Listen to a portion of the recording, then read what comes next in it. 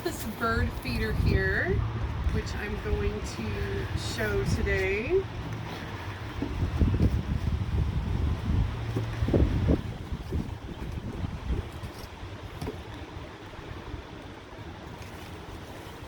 Get this undone real quick.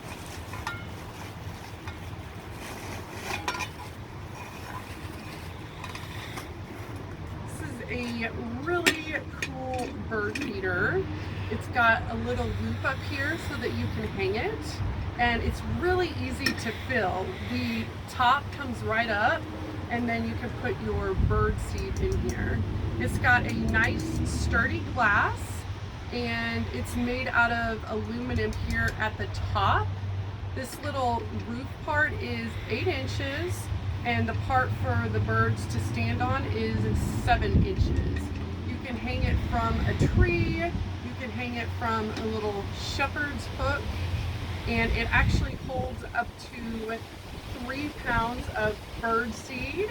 You could fill it with different types of bird seed, depending on what type of birds you want to feed. Very nice.